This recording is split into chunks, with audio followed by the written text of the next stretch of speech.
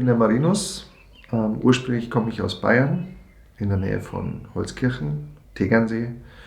Und jetzt lebe ich seit ungefähr 7 Jahren mit meiner Familie in Assoreti. Das ist eine ehemalige deutsche Kolonie im Herzen Georgiens. Hin und wieder sieht man noch die deutsche Geschichte in diesem Dorf. An diesen Bauwerken. Ja. Da sieht man noch ein schönes Haus, das noch übrig geblieben ist. Viele Häuser wurden, wie soll ich sagen, transformiert während der Sowjetzeit oder als die Georgier dann hierher gezogen sind.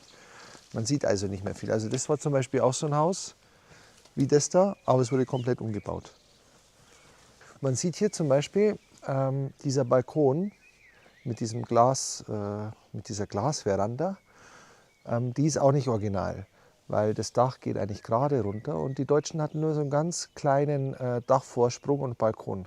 Und die Georgier haben das dann größer gemacht. Ja. Also das ist typisch georgisch. Ja. Haben wir bei uns nicht, aber überall ist das so die Tendenz, ja, dass man die Häuser verändert. Und es gibt auch keinen Denkmalschutz hier. Also das heißt, die Menschen können alles machen, was sie wollen. Als ich 2004 nach Georgien gereist bin, ist meine Frau 2004 als Au-pair nach Deutschland gegangen. Wir haben uns nicht getroffen, nicht gekannt, gar nichts.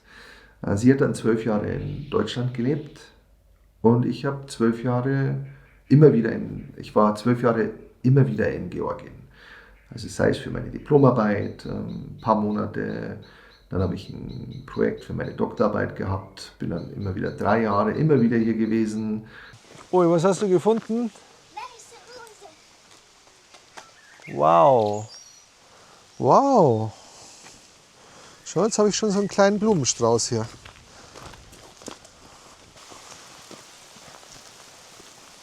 Genau, hier haben wir den deutschen Friedhof. Also schau, der Friedhof wurde 1818 gegründet.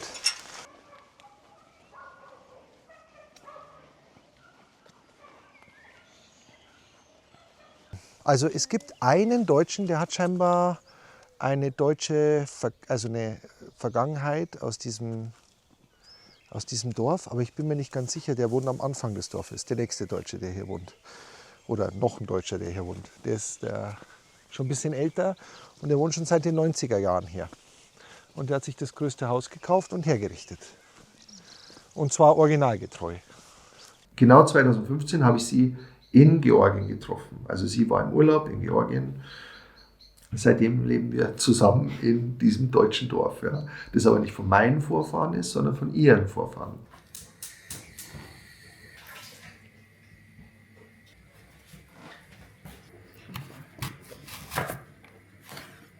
So hat mein Opa dann dieses Haus gekauft. Das war ein ganz kleines Haus. Und die 3 Zimmer hat er dann ein bisschen größer gemacht. Und zwar dieser Teil hier, wo wir jetzt gerade sind, das war, hier ist man runter im Keller gegangen. Und jetzt wohnen wir hier drauf. Hier war eigentlich quasi nur Erde.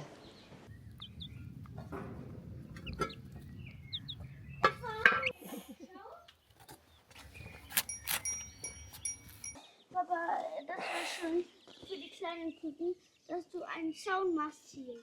Und was für ein Zaun da? Ja. Du meinst, die wollen da im Ding wohnen, unterm Salbei? Ja, das ist eine gute Idee. Ich möchte zeigen, den Fahrradfahren. Also weißt, als die das Dach neu gemacht haben, hat mein Herz geblutet, weil die diese alten Eichenbalken mit der Motorsäge abgeschnitten haben. Und ich habe gedacht, was macht ihr denn? Was macht ihr denn? Versucht doch einfach dieses Dach zu retten. Das war nicht so kaputt. Also ich hätte es geschafft, ja, dass ich es rette, das Dach. Und die haben ja so ein schönes Dach gehabt, die haben ja Originaldach. Bei uns ist das Dach ja während der Sowjetzeit verändert worden. Aber die haben Originaldach gehabt mit dem richtig schönen Dachstuhl. Kein einziger Metallnagel, alles mit Holznägel verzapft und so. Die haben es einfach abgeschnitten. Jetzt liegt das Holz, dieses Eichenholz, liegt im Garten und verrottet. Ja. Aber oft ist das Wissen nicht da. Wie macht man das?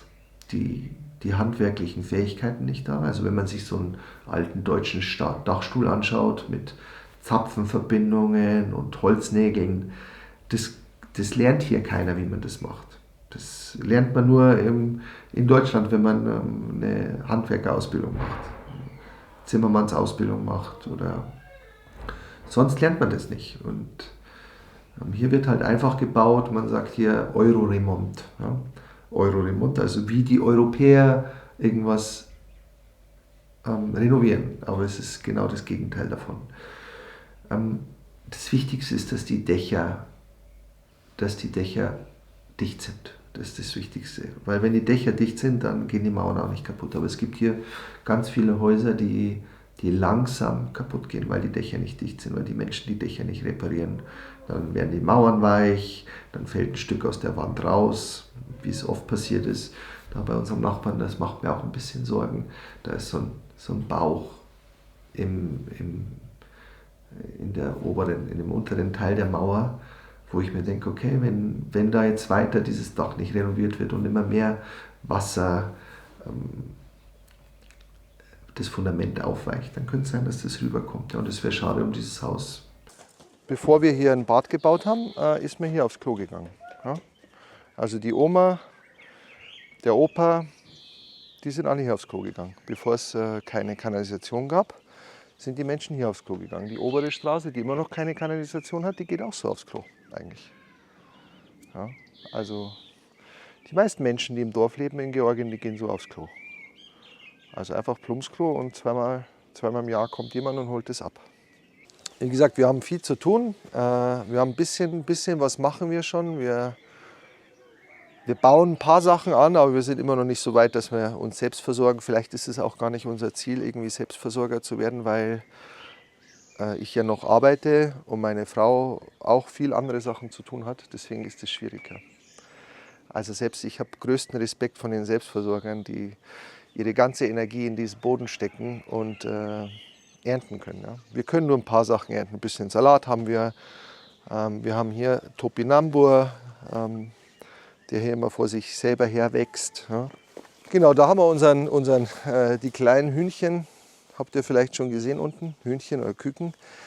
Das haben wir jetzt dieses Jahr angefangen, weil im Kindergarten die Eier ausgebrütet haben mit einem Inkubator.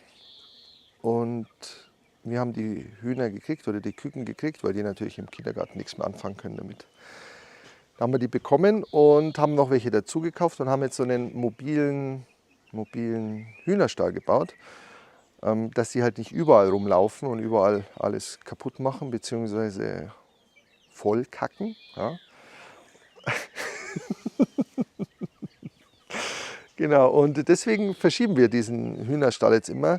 Bald mache ich auch einen kleinen Auslauf, wenn die größer werden, dass sie noch ein bisschen mehr Platz haben. Ja, aber das ist ganz praktisch.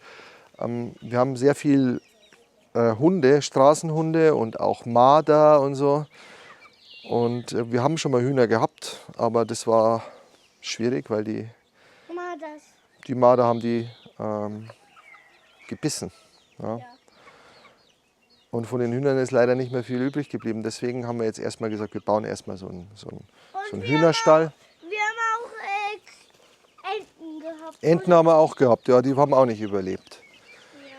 Können wir ein bisschen hochgehen, da haben wir Erdbeeren.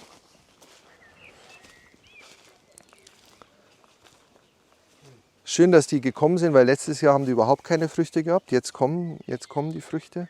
Schauen auch irgendwie sehr gesund aus, finde ich. Ja. Und es sind schon da ein paar sind noch kleine Erdbeeren. Kleine Erdbeeren sind schon dran, ja. Aber das dauert noch. Und ich habe noch sehr große Juni wahrscheinlich oder Juli. gesehen. Hast du eine große gesehen? Ja. Wo denn? Da drüben, da haben wir nämlich auch noch Erdbeeren da drüben. Hier, da unser Sauerkirsche, die schaut gar nicht gut aus dieses Jahr. Ich weiß auch nicht, was sie hat. Die hat Frost bekommen. Ich glaube, das hat ihr nicht so gut getan. Wow. Ja, vielleicht müssen wir ein bisschen das Laub von den anderen entfernen, damit die ein bisschen mehr Power kriegen. Ich glaube, die sind zu dicht gepflanzt auf der anderen Seite. Ich glaube, da müssen wir ein bisschen ausdünnen. Weil hier wachsen die besser. Hier habe ich auch welche gesehen. Oh,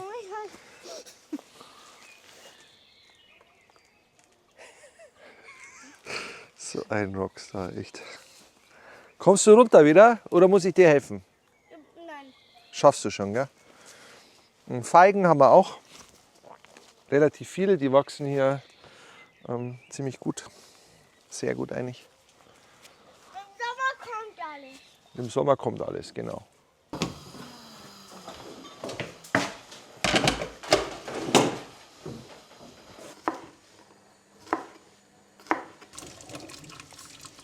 Wo willst du sitzen?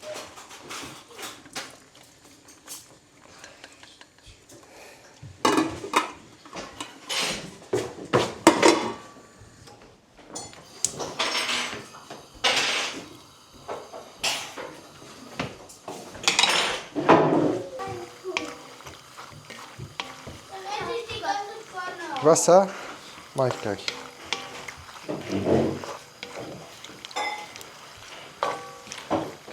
Es ist auch interessant, dass ich als Deutscher hier in dieses Dorf zurückkomme. Bin ja nicht mal Schwabe, wie man vielleicht hört. Ja.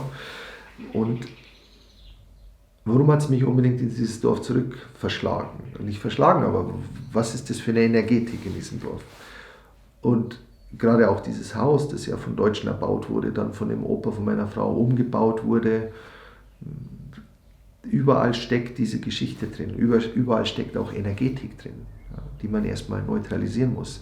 Weil teilweise, also als wir zum ersten Mal hier nach unserer Hochzeit in dieses Haus gekommen sind und die Tür aufgemacht haben, ist so ein ganz kalter Wind entgegengekommen. Ja, ein ganz kalter Wind. Ich habe gedacht, was ist das für eine Energie? Also ich habe jetzt gleich Gänsehaut schon wieder, wenn ich an diesen Moment denke. Okay, das Haus war lange Zeit zu, es war Sommer, es war draußen warm und man könnte jetzt erklären, ja, drin war es kühl und deswegen kam diese Kühle raus. Nein, es kam eine ganz schwere Energie aus dem Haus. Und diese Energie fühlen wir immer noch. Ja, und es ist ganz schwierig, das zu neutralisieren. Weil es steckt auch viel Leid in diesen Mauern.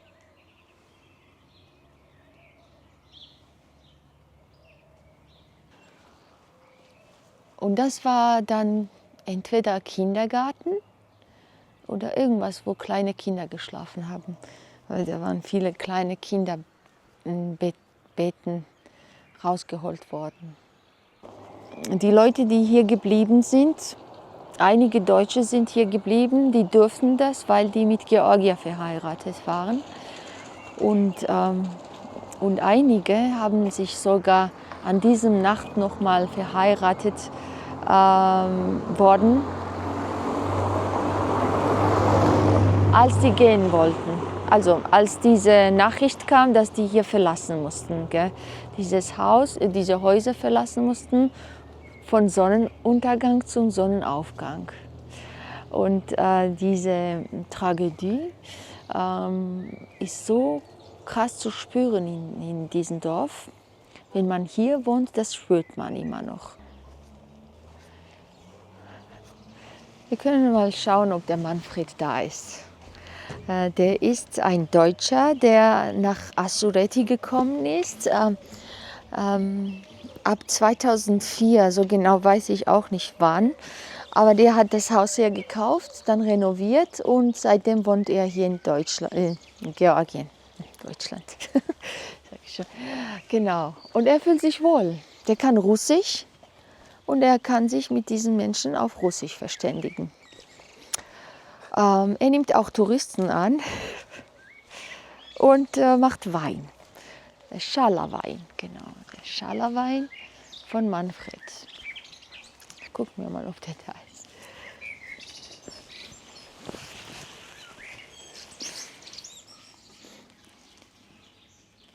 Manfred!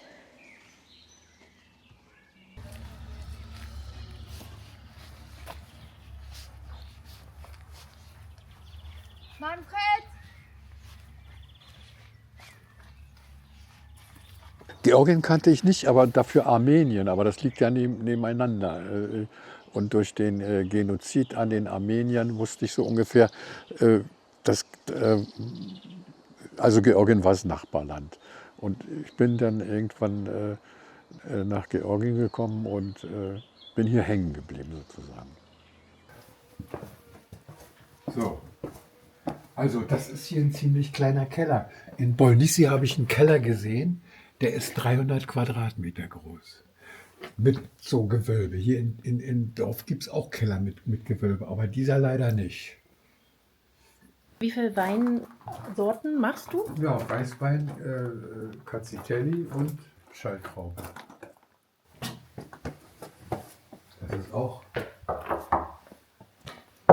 Das ist leer. Das ist zum Beispiel ein Fass aus deutscher Zeit. Die Deutschen haben hier auch Rotwein gemacht. Und da gibt es auch so eine Legende. Ein Deutscher aus diesem Dorf, niemand weiß genau, wann das war, ob das vor 130 oder vor 140 Jahren war, der ist in den Wald gelaufen und hat eine wilde Weinrebe gefunden und die hat er kultiviert. Und das ist die sogenannte Schalltraube. Und der Mensch hieß auch Schall. Und die Georgier sagen zu dem Wein Schala. Und dann machten sich 1817 ungefähr 4000 Deutsche aus Württemberg, aus Ulm mit den sogenannten Ulmer Schachteln auf den Weg über die Donau. Auf dem Weg gab es schon viele Tote, weil dort Typhus ausgebrochen ist. Aber in Georgien kamen dann über die georgische Heerstraße, über Tschetschenien 4000 Deutsche an. Und denen wurde Land zugeteilt und die haben dann hier in Georgien ungefähr 6 oder 7 Dörfer aufgebaut. Die haben zum Anfang in Erdhütten gelebt, die hatten nichts, die hatten ihre Pferdewagen und ein bisschen Saatgut mitgebracht aus Deutschland. Keiner weiß das genau, wie das alles abgelaufen ist. Und die wurden zu Anfang dann von den georgischen Dörfern unterstützt. Und dann nach und nach haben sie angefangen, Häuser zu bauen. Und die haben Kredite bekommen vom russischen Zarenreich, die sie nicht zurückzahlen mussten. Die waren vom Wehrdienst befreit. Sie konnten ihre eigene Sprache behalten, haben Schulen gehabt und ungefähr 1860, 1870 waren das blühende deutsche Dörfer.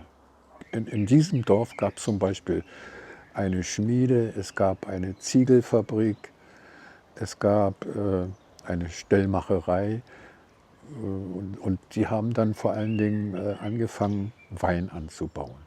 Die waren ja aus einer Weingegend in Württemberg.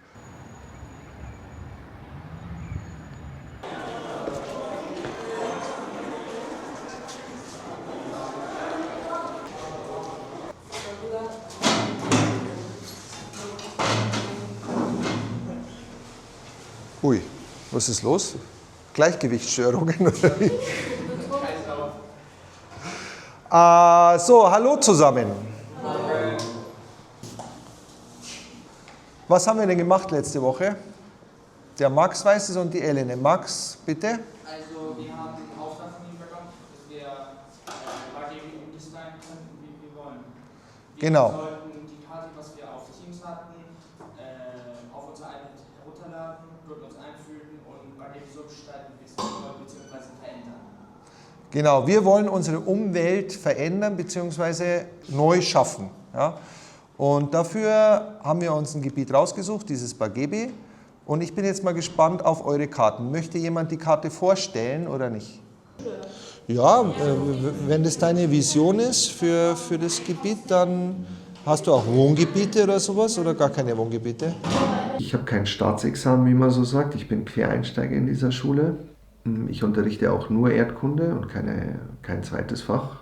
Es gibt deutsch-georgische Kinder, die natürlich entweder einen georgischen oder einen deutschen Elternteil haben. Und die wollen diese deutsche Sprache pflegen und gehen deswegen auf die Schule. Dann gibt es nur georgische Kinder, wo zum Beispiel die Mutter oder der Vater in Deutschland waren, die auch Deutsch sprechen und das auch weiterführen wollen. Ja, aber zu Hause wird eigentlich eher Georgisch gesprochen.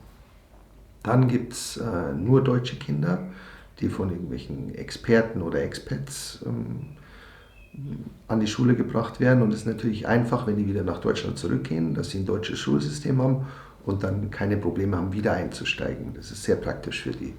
Da haben wir welche. Es gibt aber auch Kinder, gerade so nach Corona kamen relativ viele Kinder. Ich bezeichne die Kinder oder die Eltern als Corona-Flüchtlinge, die einfach mit dem deutschen System nicht mehr so klarkommen, vielleicht auch steuerlich Probleme haben oder einfach nicht mehr so klarkommen mit dem System und deswegen nach Tbilisi ausgewandert sind. Und Georgien gibt ziemlich viele Möglichkeiten. Also der Zugang zu Georgien wird sehr leicht gegeben. Ja, ob das jetzt eine Residenz ist, also eine Aufenthaltsgenehmigung. Generell kann man ein Jahr in Georgien bleiben, ohne dass man irgendwie einen Status braucht. Ja.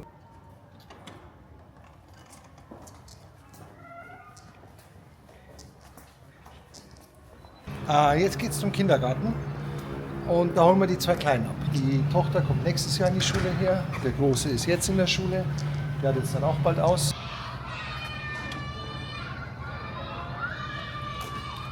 Die Nikolos müssen wir noch abholen. Die Nikolos müssen wir noch abholen.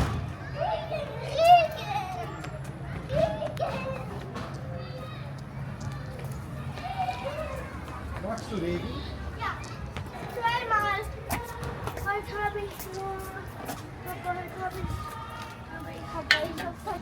So, Kinder hinsetzen, anschnallen. Nein.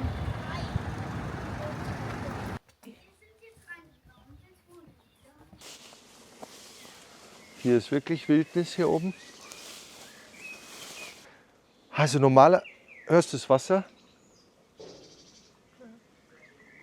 Da oben kommt das Wasser schon wieder runter von oben.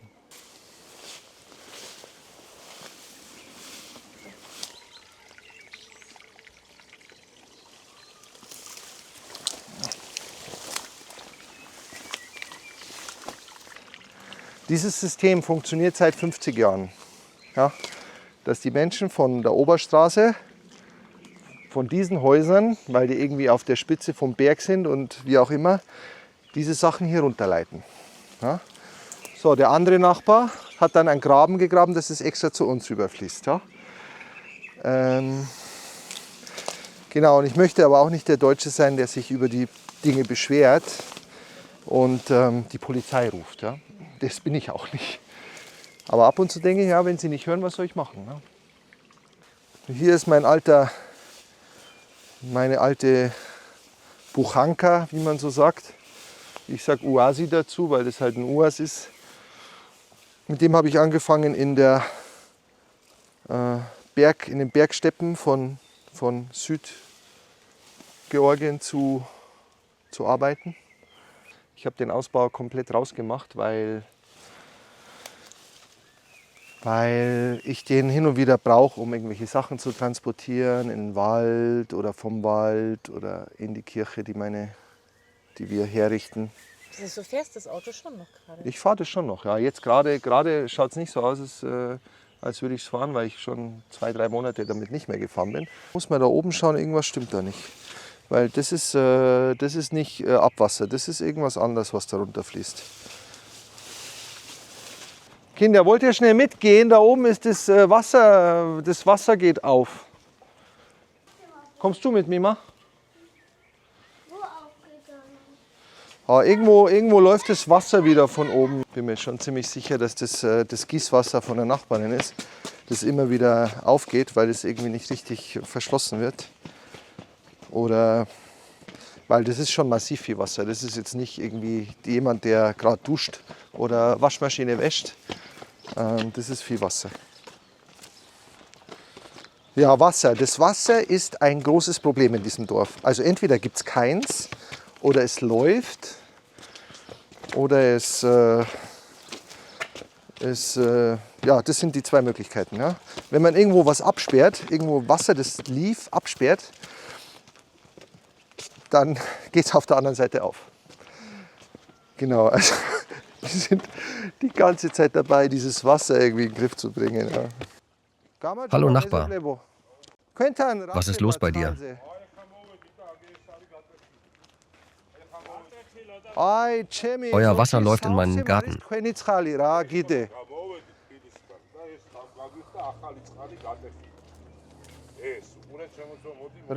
Seit wann ist das kaputt? Also unser lieber Nachbar, mit dem wir immer das Wasserproblem haben, dem ist jetzt scheinbar der Zähler gerissen über den Winter, weil er nie da ist im Winter. Und, oder vielleicht, ich weiß auch nicht, wie lange es schon kaputt ist. Auf jeden Fall läuft das Wasser da wie ein Fluss, aber er macht es jetzt. Ja. Aber warum muss ich das immer sagen? Ja? Warum muss ich ihn auffordern, dass er das macht? Ja? Ist der schnell, ha?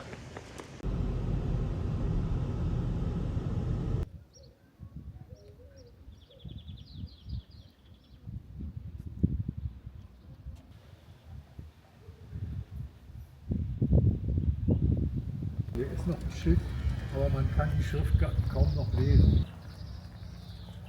Guck mal hier, wenn du jetzt genau hinguckst, kannst du noch was lesen. Hatten die bedeutendste Spur in der Feuerwehrgeschichte von Georgien hinterlassen. Nach dem Überfall von Hitler auf die Sowjetunion hatte Stalin vielleicht Angst. Die Leute wurden deportiert von einem Tag auf den anderen. Hier im Dorf ist das im Oktober 1941 passiert. Die Häuser standen leer. Hier waren Kühe, hier waren Schweine, hier waren Pferde. Von einem Tag auf den anderen war das Dorf deportiert. Nur wenn Deutsche mit Georgiern verheiratet waren, die wurden nicht deportiert. Und davon gab es hier ein oder zwei Familien. Alle anderen sind nach Kasachstan oder nach Sibirien. Und die sind in den 70er, 80er, 90er Jahren alle nach Deutschland zurückgegangen. Die sogenannten Russlanddeutschen.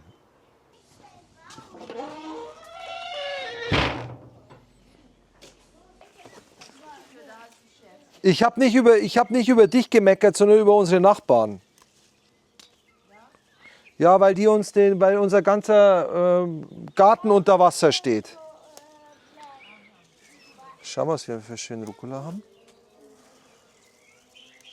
Und zwar haben wir den nicht gepflanzt, sondern wir haben Pflanzen aus Tbilisi mitgenommen, weil der wächst überall. Ja? Das ist ja diese klassische Rauke, die wächst überall. Schmeckt wie Rucola, ist aber jetzt ist wilder Rucola. Ja? Bei uns ist alles ein bisschen wild. Wir sind nämlich im wilden Kaukasus. Ja? Das muss man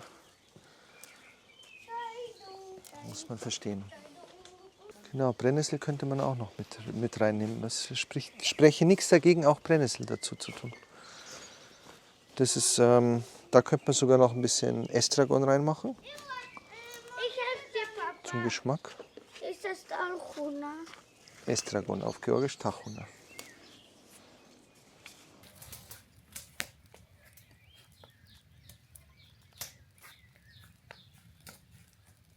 Wir bauen jetzt hier gerade irgendwie was auf, ja, aber es muss nicht sein, dass wir für ewig hier bleiben. Vielleicht gibt es wieder eine Möglichkeit, irgendwo anders zu arbeiten, in einem anderen Land. Mich interessiert zum Beispiel auch Afrika, gerade von diesen Grasländern und diesen natürlichen Weidetieren. Das interessiert mich als Ökologe super. Ja.